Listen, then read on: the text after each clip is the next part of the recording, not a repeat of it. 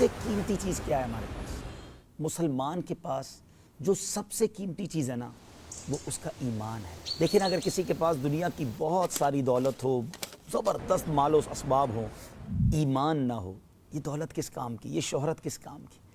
کیونکہ جو بے ایمان ہے نا، جو کفر پر مرے گا وہ ہمیشہ ہمیشہ جہنم میں رہے گا۔ تو کس کام کا یہ مال و دولت، کس کام کا یہ مال و اسباب؟ ایمان ہے تو سب کچھ ہے۔ ایک حدیث پاک ہے، انما الاعمال بالخواتیم، اعمال کا دار و مدار خاتموں پر ہے۔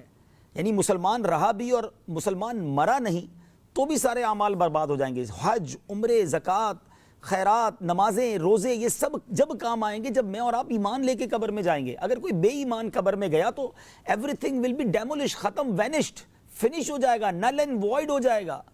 تو آپ ذرا سوچئے کہ ایمان کی حفاظت کی ہمیں کتنی فکر ہونی چاہیے۔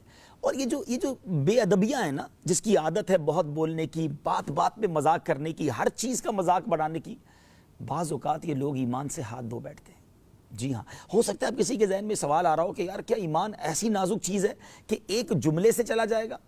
اب میں آپ سے ایک بات پوچھتا ہوں، اگر کوئی شخص ساری زندگی بے ایمان رہے، غیر مسلم ہو، اور مرنے سے کچھ دیر پہلے صدق کے دل کے ساتھ، پکے دل کی یقین کے ساتھ کلمہ پاک پڑھ لے تو وہ کیا ہو جائے گا؟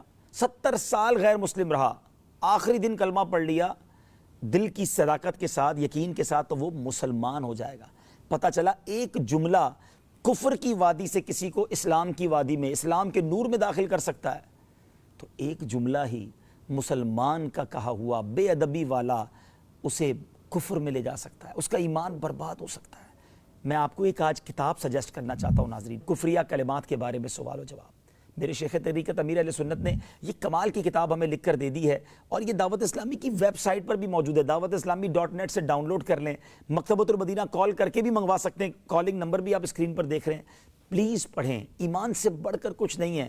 آپ کی نئی گاڑی ہوتی ہے، آپ اسے گیرج میں رکھتے ہیں، اور قیمتی گاڑی ہوتی ہے گارڈ بھی ساتھ رکھتے ہیں، قیمتی موبائل ہوتا ہے تو جیب میں سنبھال کے رکھتے ہیں، بہت سارے کور اس کو چڑھا لیتے ہیں کہ یار اسکریچ نہ پڑ جائے۔ دنیا کی قیمتی چیزوں کی حفاظت کریں گے، اور میرے پاس جو سب سے قیمتی چیز ایمان ہے اس کی حفاظت کی فکر نہیں کریں گے، تو خدا را سب سے پہلے پڑھیے کہ وہ کون سی چیزیں ہیں جو ایمان برباد کر سکتی ہیں۔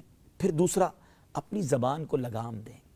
جب حکومت کے بارے میں بات کرتے میں 100 بار سوچتے ہیں، فوج اور سلطنت کے بارے میں، بادشاہوں کے بارے میں بات کرنے میں ممالک میں پابندی ہوتی ہے، اور بات کرنے والے پر بغاوت کا مقدمہ لگا دیا جاتا ہے، جو ٹھیک ہے اس ملک کا قانون ہے، تو وہاں بولنے سے پہلے سوچیں گے، اور شریعت کے معاملے میں کچھ نہیں سوچیں گے۔